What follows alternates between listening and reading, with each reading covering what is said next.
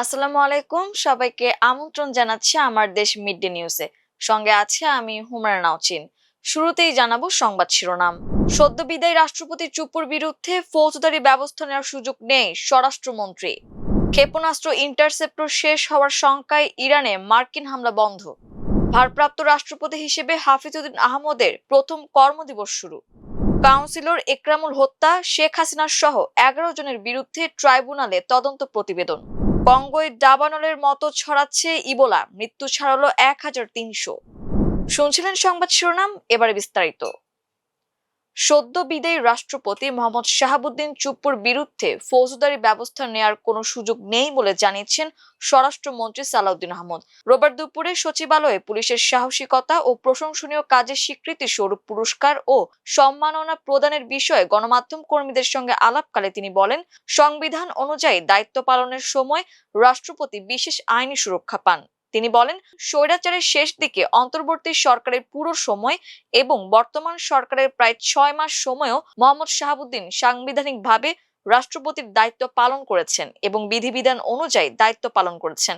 স্বরাষ্ট্রমন্ত্রী বলেন, ওই সময়ে সরকার রাষ্ট্রপতির সহযোগিতা পেয়েছে এবং সংবিধান অনুসারে তিনি প্রিভিলেজড ছিলেন। এ কারণে তার বিরুদ্ধে ফৌজদারি অপরাধের অভিযোগে মামলা করার সুযোগ নেই। তবে দায়িত্বের বাইরে কেউ কোনো বক্তব্য দিয়ে থাকলে সেটি তার স্বাধীনতার বিষয় এবং সরকার এ বিষয়ে আমলে নেওয়ার মতো কোনো বিষয় দেখেনি। যুক্তরাষ্ট্রের প্রেসিডেন্ট ডোনাল্ড ট্রাম্প আপাতত ইরানের বিরুদ্ধে বড় ধরনের সামরিক অভিযান স্থগিত রেখেছেন।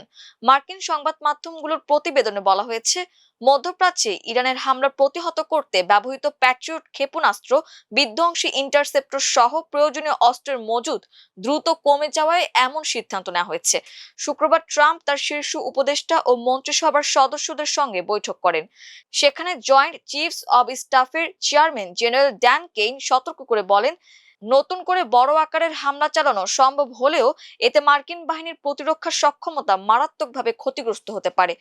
হোয়াইট হাউস জানিয়েছে, ট্রাম্প এখনো কূটনৈতিক সমাধানকে অগ্রাধিকার দিচ্ছেন, তবে ইরান যদি হরমুজ প্রণালী বা যুক্তরাষ্ট্রের মিত্রদের বিরুদ্ধে হামলা চালায় তাহলে সব ধরনের বিকল্প খোলা রয়েছে। মার্কিন কর্মকর্তাদের মতে, সামরিক হামলা অব্যাহত রাখলে ইরানকে আলোচনায় ফেরানোর বদলে দেশটির অভ্যন্তরীণ ঐক্য আরো শক্তিশালী হতে পারে। এদিকে প্রায় 2 সপ্তাহের সংঘাতের পর যুক্তরাষ্ট্র ও ইরানের মধ্যে হামলার তীব্রতা কিছুটা কমেছে, তবে ইয়েমেনে সৌদি সমর্থিত বাহিনী ও ইরান সমর্থিত হুতিদের মধ্যে লড়াই অব্যাহত রয়েছে। পেন্টাগন এর আগে ইরানের রাডার, ক্ষেপণাস্ত্র ঘাঁটি ও নৌ সক্ষমতার ওপর বড় ধরনের হামলার পরিকল্পনা করলেও সম্ভাব্য পাল্টা হামলার ঝুঁকিতে তা আপাতত স্থগিত করা হয়েছে।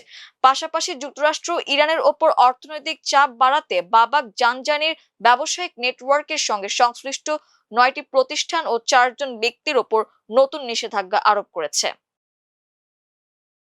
ভারপ্রাপ্ত রাষ্ট্রপতি হিসেবে হাফিজউদ্দিন আহমদের প্রথম কর্মদিবস শুরু হয়েছে। রোববার ব্যস্ত কর্মসূচির মধ্য দিয়ে তিনি দায়িত্ব পালনের আনুষ্ঠানিক কার্যক্রম শুরু করেন। দিনের প্রথম কর্মসূচিতে সকাল 11টায় সাভারের জাতীয় স্মৃতিসৌধে পুষ্পস্তবক অর্পণের মাধ্যমে মহান মুক্তিযুদ্ধে শহীদদের প্রতি শ্রদ্ধা জানান তিনি। এরপর দুপুর 12:30টায় রাজধানীর শেরেবাংলা নগরে শহীদ রাষ্ট্রপতি জিয়াউর রহমান এবং সাবেক প্রধানমন্ত্রী বেগম খালেদা জিয়ার সমাধিতে শ্রদ্ধা নিবেদন করেন। আনুষ্ঠানিক কর্মসূচি শেষে দুপুরে বঙ্গভবনে গিয়ে রাষ্ট্রপতির নিয়মিত দাপ্তরিক কার্যক্রম পরিচালনা করবেন তিনি। এদিকে সদ্য বিদায়ী রাষ্ট্রপতি মোহাম্মদ শাহাবুদ্দিন দুপুরের মধ্যে বঙ্গভবন ছেড়ে যাওয়ার কথা রয়েছে। তিনি রাজধানীর গুলশানে নিজের ফ্ল্যাটে উঠবেন এবং এরই মধ্যে সেখানে প্রয়োজনীয় সব ধরনের প্রস্তুতি সম্পন্ন করা হয়েছে।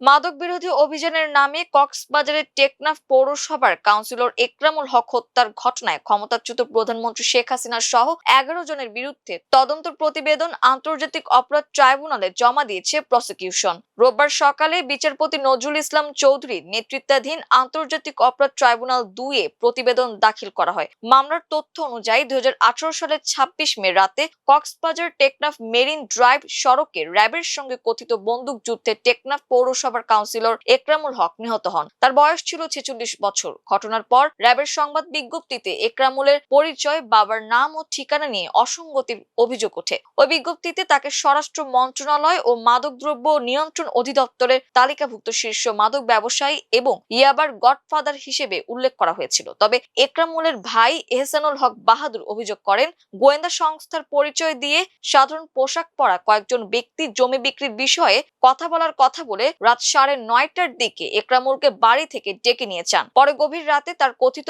বন্দুক যুদ্ধে নিহত হওয়ার খবর জানতে পারেন তারা। পরিবারটির দাবি, একরামুলকে পরিকল্পিতভাবে হত্যা করা হয়েছে।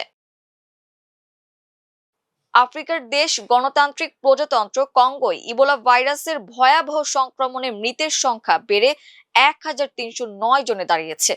সরকারি পরিসংখ্যান অনুযায়ী মাত্র 5 দিনের ব্যবধানে দেশটিতে সংক্রমণ 40% বেশি বেড়েছে।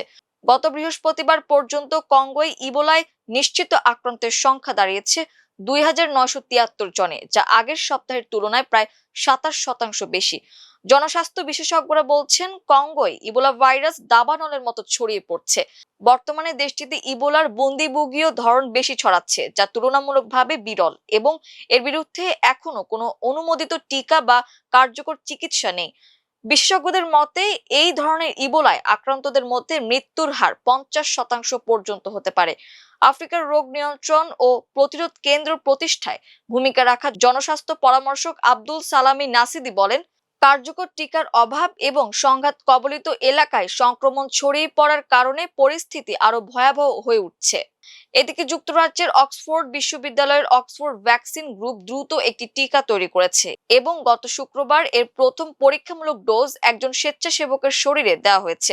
এর আগে 2013 থেকে 2016 সাল পর্যন্ত পশ্চিম আফ্রিকায় ভয়াবহ ইবোলা সংক্রমণে 28,000-এর বেশি মানুষ আক্রান্ত এবং 11,000-এর বেশি মানুষ মারা গিয়েছিলেন। এবার কঙ্গোয় সংক্রমণের গতি আরো দ্রুত হওয়ায় আন্তর্জাতিক মহলে উদ্বেগ বাড়ছে।